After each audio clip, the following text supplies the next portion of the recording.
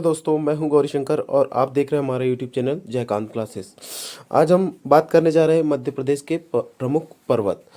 तो आगे बढ़ने से पहले आप हमारे चैनल को सब्सक्राइब कीजिए और ज़्यादा से ज़्यादा अपने दोस्तों में शेयर कीजिए और बेल आइकन को प्रेस कीजिए ताकि हमारे नए नए वीडियो के नोटिफिकेशन आपको मिल सके। देखिए, सबसे पहले हम बात करते हैं मैप से देखते हैं मध्य प्रदेश के पर्वत शिखर। सबसे मेनली जो है वो पर्वत शिखर हम आज पढ़ेंगे।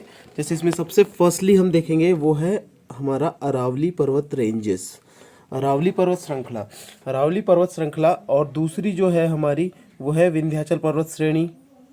ये विंध्याचल पर्वत श्रेणी मैप में आपको ये जरूर देखना है। मैप में आप अगर यहाँ क्लियर कर लोगे तो आपको इजीली ये अंडरस्टैंड हो जाएगी। जियोग्राफी में आप जो भी देखना चाहोगे वो मैप के थ्रू आप इजीली अंडरस्टैंड कर लेंगे। अब इसके बाद बात कर लेते हैं विंध्याचल की। विंध्याचल के बाद जो हमारा तीसरी पर्वत रेंज है, जो तीसरी पर्वत श्रृंखला है, वो है हमारी सतपुड़ा मैकल श्रेणी। ये देखिए, ये सतपुड़ा मैकल श्रेणी। आप बहुत अच्छे से यहाँ पर देख सकते हो कि कौन सी रेंज कहाँ से कहाँ तक है। तो मैप में देखने के बाद हम इसको ब्रीफ में थोड़ा डिस्कस करेंगे। सबसे पहले हम बात करते हैं हमारे अरावली रेंज की। देखिए, अरावली रेंज की बात करें, अरावली पर्वत श्रृंखला की बात करें तो इसकी सीमा गुजरात से शुरू होकर राजस्थान, हरियाणा होकर दिल्ली तक जाती है। अरावली पर्वत श्रृंखला जो है गुजरात में अहमदाबाद से शुरू होती है और दिल्ली पर ख़त्म होती है। और भारत ही नहीं, पूरे विश्व की सबसे प्राचीनतम पर्वत श्रृंखला जो है ये है अरावली पर्वत श्रृंखला। तो आपको ये जरूर याद रखना है। इसके आगे हम बात करते हैं अरावली पर्वत श्रृंखला की लंबाई की। तो इसकी लंबाई है 692 किलोमीटर। कितनी है? 692 किलोमीटर। और अरावली पर्वत श्रृंखला की औसत ऊंचाई जो है, एवरेज हाइट जो है वो है 920 मीटर की है। चौड़ाई की अगर बात करें तो गुजरात की तरफ अधिक चौड़ा और दिल्ली की तरफ इसकी चौड़ाई कम हुई है। ठीक है, इसके बाद हम और कुछ देखेंगे। इसका सबसे उच्चतम पॉइंट जो है इसकी सबसे ऊंची चोटी है वो है माउंट आबू में है, जो राजस्थान के सिरोही जिले में आता है और जिसका नाम है गुरु शिखर। तो गुरु शिखर की ऊंचाई आपको जरूर याद रखना है, मोस्ट इंपॉर्टेंट क्वेश्चन है। गुरु शिखर की ऊंचाई है 1722 मीटर। ये क्वेश्चन पूछा जा चुका है, मोस्ट इंपॉर्टेंट, आपको याद रखना है। गुरु शिखर की ऊंचाई 1722 मीटर है। और उदयपुर में अरावली पहाड़ियों को जग्गा पहाड़ियों के नाम से जाना जाता है। अब बात करते हैं आगे, तो अलवर के पास इन्हें हर्षनाथ की पहाड़ियों के नाम से भी जाना जाता है। दिल्ली में दिल्ली पहाड़ियों के नाम से जाना जाता है। और रायसेला पहाड़ियों पर राष्ट्रपति भवन का निर्माण हुआ है, जो अरावली की पहाड़ियों पर ही स्थित है। और इसमें कई प्रकार के खनिज भी है, जैसे सीसा, तांबा, जस्ता। अरावली श्रृंखला के कुछ और तथ्य देखते हैं, जैसे कि इसकी जो अन्य चोटियां है वो है एक शेर, जिसकी 1597 मीटर की ऊंचाई है, जो माउंट आबू के पास स्थित है। माउंट आबू आप बहुत अच्छे से पढ़ चुके हो कि क्या है माउंट आबू में। माउंट आबू में है दिलवाड़ा जैन मंदिर। माउंट आबू में क्या है? माउंट आबू में गुरु शिखर स्थित है, जिसकी ऊंचाई कितनी है? 1158 मीटर की। ठीक है, और इसके बाद आप एक चीज़ और मोस्ट इम्पॉर्टेंट, कि ये सिर्फ भारत की ही नहीं, विश्व की सबसे ऊंची पर्वत श्रृंखला, सबसे प्राचीनतम पर्वत श्रृंखला है। कौन? अरावली रेंज। ठीक है, और उसके बाद बात करते हैं रघुनाथगढ़। रघुनाथगढ़ की ऊंचाई 1055 मीटर है, जो कि सीकर राजस्थान में है ना। उसके बाद बात करते हैं अचलगढ़ की। तो अचलगढ़ की हाइट्स है वो है 1380 मीटर, सिरोही जिले। और दिलवाड़ा की बात करते हैं तो दिलवाड़ा की हाइट है 1442 मीटर, सिरोही जिले में, है ना। यहाँ पर जो जैन मंदिर है, दिलवाड़ा का जैन मंदिर मोस्ट फेमस मंदिर है ये, है ना। तो आपको ये याद रखना है। ठीक है, इसके बाद हम बात करते हैं विंध्याचल पर्वत की। तो विंध्याचल पर्वत जो है यह हिमालय से भी प्राचीन पर्वत है, क्योंकि जैसे कि दिया गया है कि हिमालय जो है एक नवीन वलित पर्वत है। हिमालय कैसा पर्वत है? नवीन वलित पर्वत। नवीन वलित पर्वत, नवीन वलित पर्वत मतलब ये है कि ये प्राचीनतम नहीं है, ये नवीनतम पर्वत श्रृंखला है। तो विंध्याचल को प्राचीनतम पर्वत श्रृंखला कहते हैं। और यह नर्मदा नदी के उत्तर में पूर्व से पश्चिम की ओर फैला हुआ है। पूर्वी क्षेत्र में यह भांडेर पर्वत के नाम से भी जाना जाता है। इससे अनेक नदियाँ जैसे नर्मदा, सोन, केन, बेतवा नदी निकलती है।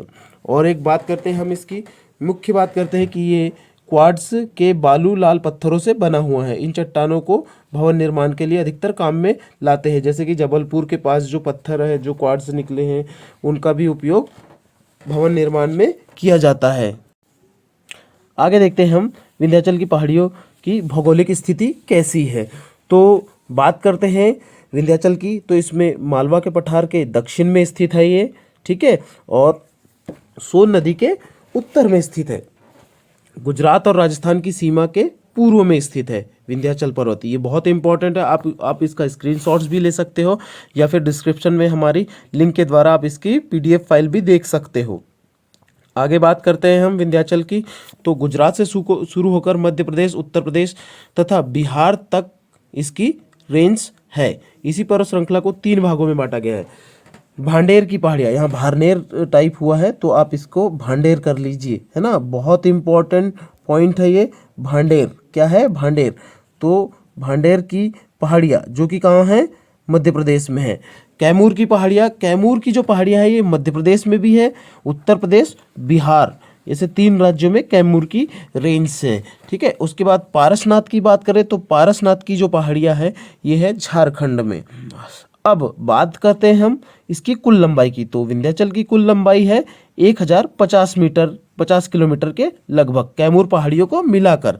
जैसे कैमूर अलग है लेकिन कैमूर को ही इसमें इंक्लूड किया गया है, ठीक है। तो उसके बाद बात करते हैं विंध्याचल पर्वत श्रृंखला की औसत हाइट। औसत हाइट इसकी जो है वो है 300 से 600 मीटर। और विंध्याचल पर्वत श्रृंखला का सबसे उच्चतम बिंदु है सद्भावना शिखर। कौन सा है? सद्भावना शिखर, या जिसको कालूमार की चोटी भी कहते हैं, या फिर इसको गुडविल की पहाड़ी भी कहते हैं। सद्भावना शिखर की हाइट जो है वो ऊंचाई जो है वो है लगभग 752 मीटर। और इसके बाद हम बात करते हैं, यह जो है सद्भावना शिखर जो है या गुडविल की चोटी, ये रीवा पन्ना के पठार में पड़ता है, दमोह जिले के संग्रामपुर में स्थित है। मोस्ट इम्पॉर्टेंट, आपको ये क्वेश्चन भी देखने को मिल सकता है। तो यह कहाँ पर है? दमोह के संग्रामपुर में स्थित है। अब बात करते हैं हम भांडेर की पहाड़ी की। तो भांडेर की जो पहाड़ी है यह दमोह, छतरपुर, पन्ना जिले के अंतर्गत आता है और इसकी सबसे ऊंची चोटी है वो है सिद्ध बाबा, ठीक है। उसके बाद बात करते हैं कैमूर की।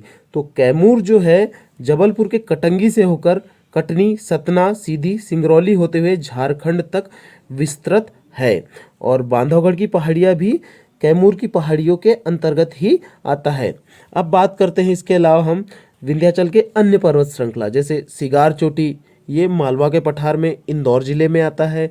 जाना पाव की पहाड़ी, जाना पाव की पहाड़ी जैसे आपको याद ही होगा इंदौर जिले में आता है ना। और जाना पाव से कौन सी नदी निकलती है? जाना पाव से कौन सी नदी निकलती है? चंबल नदी, जो कि इंदौर जिले में है, ठीक है। तो आपको ये याद रखना है, जाना पाव भी इसी के अंतर्गत आता है।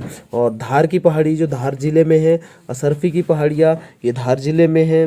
गुडविल की पहाड़ी के बारे में हमने पढ़ ही चुके हैं जो कि दमोह में है। और कटोवा की पहाड़ी, ये सभी चीज़ आपको याद रखना है, ये एग्जाम में पूछे जा सकते हैं। अब बात करते हैं सतपुड़ा मैकल पर्वत श्रेणी की। तो सबसे पहले हम बात करेंगे सतपुड़ा मैकल श्रेणी की। तो पूर्व में इसका विस्तार छोटा नागपुर के पठार तक है, जो कि महाराष्ट्र, गुजरात तक फैला हुआ है। मध्य प्रदेश से होकर महाराष्ट्र और गुजरात तक फैला हुआ है। यह जो है एक ब्लॉक पर्वत है। ब्लॉक पर्वत क्या होता है? जिसके दोनों ओर नदी का बहाव हो। जैसे उससे पहले हम बात करेंगे, जैसे MP की जो 3 नदियाँ हैं, एक मात्र भारत की 3 नदियाँ ऐसी है जो पूर्व से पश्चिम की ओर बहती है। कौन कौन सी? नर्मदा नदी, ताप्ती नदी और माही नदी। जिसमें से जो सतपुड़ा रेंज है, मान लीजिए कि ये सतपुड़ा रेंज है, तो नर्मदा नदी जो बहती है वो ऐसी बहती है, अमरकंटक से होते हुए इधर खंबात की खाड़ी तक बहती हुई है। उसी प्रकार यहाँ पर है बैतूल। बैतूल के पास मुल्ताई नामक एक स्थान है, तो मुल्ताई से निकलती है ताप्ती नदी। तो ताप्ती नदी भी यहाँ से ये सतपुड़ा रेंज के साइड से बहती है। तो इस कारण क्या है, दोनों नदियों का किनारा होने के कारण यह जो है एक ब्लॉक माउंटेन कहलाता है। ठीक है, और यह मुख्यतः ग्रेनाइट और बेसाल्ट चट्टानों से निर्मित है। ठीक है, और बात करें, यह पर्वत नदी के दक्षिण में विंध्याचल के समांतर लगभग 1120 मीटर विस्तार में पूर्व से पश्चिम की ओर राजपीपला की पहाड़ियों से होकर पश्चिमी घाट तक फैला हुआ है। इसकी 7 शाखाओं में अमरकंटक, असीरगढ़ और महादेव प्रमुख है। अब बात करते हैं सतपुड़ा पर्वत की एवरेज हाइट की। तो एवरेज हाइट जो है इसकी वो है 700 से 1350 मीटर तक। ठीक है, कितना है? 700 से 1350 मीटर तक।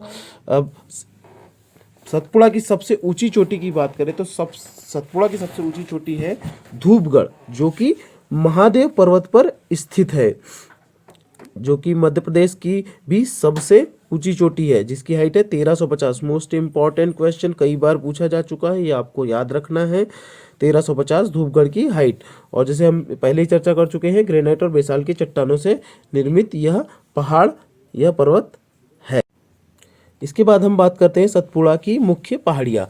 तो सतपुड़ा पहाड़ियों को 3 भागों में बांटा गया है। सबसे पहले राजपीपला की पहाड़ी।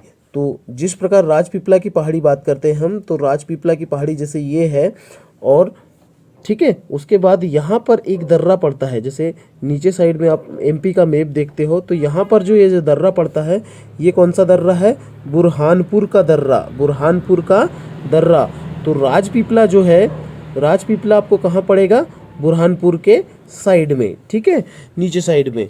तो राजपीपला की पहाड़ियाँ भी मोस्ट इम्पॉर्टेंट पॉइंट है। उसके बाद आती है ग्वालीगढ़ की पहाड़ियाँ, जैसे ये हो गया राजपीपला, इसके बाद ये हो गया बुरहानपुर दर्रा, यहाँ पर एक बुरहानपुर दर्रा है, फिर यहाँ पर ग्वालीगढ़ की पहाड़ियाँ है, फिर उसके बाद जो है वो है धूपगढ़, या फिर हम जिसको बोलेंगे महादेव की पहाड़ियाँ।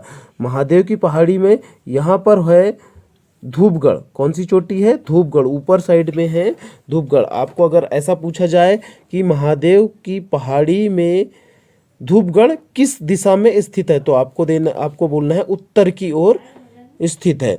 और इसी के दक्षिण में है बैतूल, बैतूल, और इसमें जो है मुल्ताई नामक शहर है, जिससे ताप्ती नदी का उद्गम है, और ताप्ती नदी यहाँ से निकलती है। ठीक है, तो इस प्रकार क्या है, महादेव पहाड़ी के बाद बात करते हैं हम। इसके बाद जो है, इसके बाद है मैकल श्रेणी। मैकल श्रेणी, तो मैकल श्रेणी जो है ये मध्य प्रदेश से होते हुए छत्तीसगढ़ से होते हुए झारखंड और बिहार तक फैला हुआ है। बात करें धूपगढ़ की, तो धूपगढ़ जो है पचमढ़ी, मध्य प्रदेश की ग्रीष्मकालीन राजधानी क्या है? पचमढ़ी के पास स्थित है। पचमढ़ी एक नगर है जिसके पास धूपगढ़ की पहाड़ी स्थित है। अब हम बात करते हैं इसके आगे मैकल की पहाड़ियाँ। जैसे मैकल श्रेणी की बात करें तो मैकल श्रेणी जो है अमरकंटक, जहाँ से नर्मदा और सोन और जोहिला नदी का उद्गम है। कौन कौन सी नदियाँ निकलती है? अमरकंटक से नर्मदा, सोन और जोहिला, 3 नदियाँ निकलती। यहाँ पर 2 प्रिंट हुआ है और इसमें जोहिला नहीं मेंशन किया गया है, तो आप जोहिला भी ज़रूर याद रखिएगा कि अमरकंटक से 3 नदियाँ निकलती है। कौन कौन सी? नर्मदा, सोन और जोहिला नदी।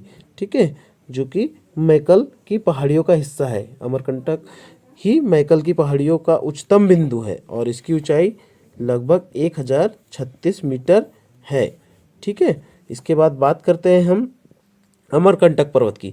तो अमरकंटक, जैसे हमने पिछले इसमें देखा कि अमरकंटक की मैक्सिमम हाइट कितनी है? वो है 1066 मीटर, जो कि पूर्व की ओर छोटा नागपुर के पठार पर समाप्त होता है, और छोटा नागपुर का पठार आपका झारखंड में आता है। ठीक है, उसके बाद महादेव श्रेणी, जैसे हम महादेव श्रेणी की पहले ही बात कर चुके हैं। महादेव श्रेणी सतपुड़ा पर्वत के पूर्व में विस्तार है। इसका विस्तार छिंदवाड़ा, नरसिंहपुर, सिवनी, होशंगाबाद जिले में फैला हुआ है। इसका निर्माण बलुआ पत्थर, क्वार्ट्ज चट्टानों से हुआ है। ठीक है, और पचमढ़ी और धूपगढ़ भी इसी के अंतर्गत आता है। तो ये तो हो गया हमारा मध्य प्रदेश के प्रमुख पर्वत श्रृंखला। अब अगले वीडियो में हम देखेंगे मध्य प्रदेश की प्रमुख नदियाँ।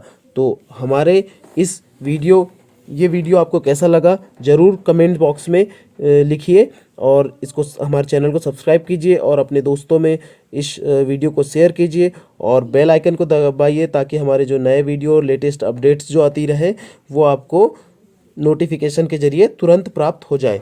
थैंक यू, धन्यवाद।